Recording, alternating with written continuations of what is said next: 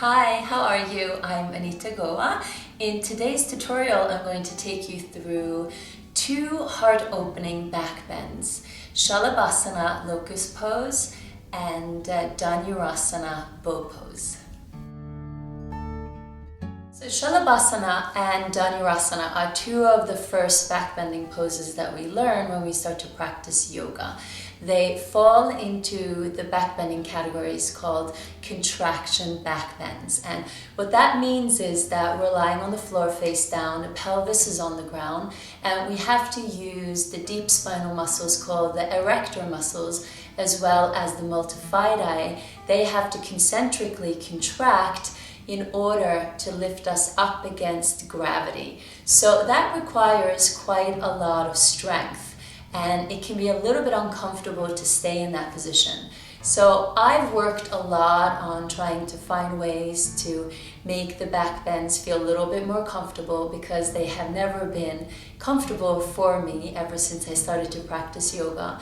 But by working on creating stability in the pelvis, engaging the abdominal muscles, and creating length has really helped me. So I want to take you through salabhasana first, and then from there we'll progress into danurasana.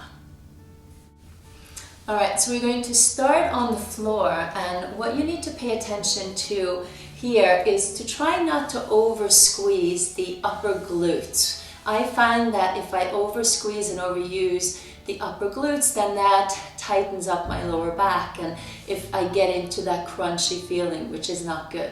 So I want you to initially start to just soften your buttocks muscles a little bit and start to curl the tailbone under just a little bit so that you feel that your pubic bone is resting into the floor.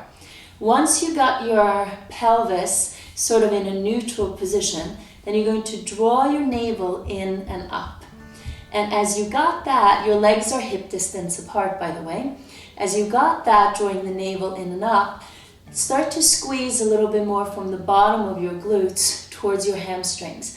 And if you place your hands on your lower back and you move yourself into the salabhasana, you might start to feel that your lower back sort of sinks into itself. It doesn't crunch up so tightly.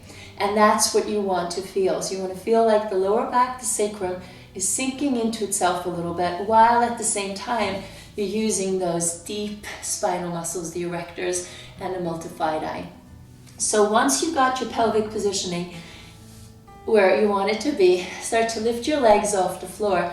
Feel your lower glutes and your hamstrings engaged. Start to lift your chest, feel the breastbone lifting. Roll your shoulders down and back, stretch your fingers towards your toes, and your legs are hip distance apart, but feel like you've got magnets between your inner thighs and your inner knees, and squeeze them towards each other. You can also squeeze the inner thighs all the way towards each other and imagine that you have a piece of paper there.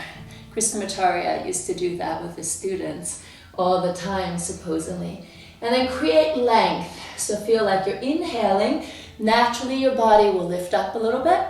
And as you exhale, naturally your body might drop down a little bit to create a little bit more length. So inhale and exhale. So although it's a static pose, the breath is constantly moving through you. So put yourself in a position here where you can breathe. And over time, as you hold it, you really feel all of the muscles in your back body contracting and strengthening. And when you're done, slowly release and rest on either cheek. And from salabhasana, we'll move into danurasana. So you're going to be exactly in the same position. Curl the tailbone under, draw the navel in and up, start to squeeze the lower glutes towards the upper glutes. So the upper glutes are with you, but I don't want you to primarily squeeze with the upper glutes. Feel the hamstrings, roll your shoulders back. Now flex the feet and then start to contract using your hamstrings as you draw your heels towards your buttocks.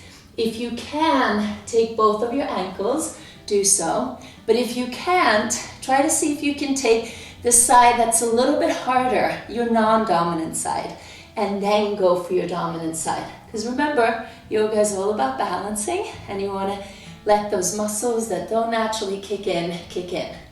So again, you got the magnets through the inner thighs, draw in and up through the navel, and then stretch the legs away and start to lift up. First and foremost, create length in your spine. Place yourself in a position where you can breathe. And then from there, everything will transform.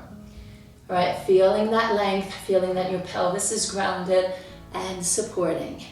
Now to come out of it, you want to resist and not just let go quickly like this, but you want to resist using your hamstrings, using your glutes, using your spinal muscles, and slowly rewind, and then gradually release and lower back down to the floor.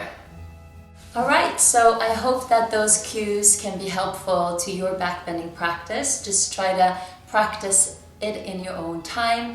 Let me know if it is helpful to you, and if you like this video, give it a thumbs up. If you like my videos in general, feel free to subscribe.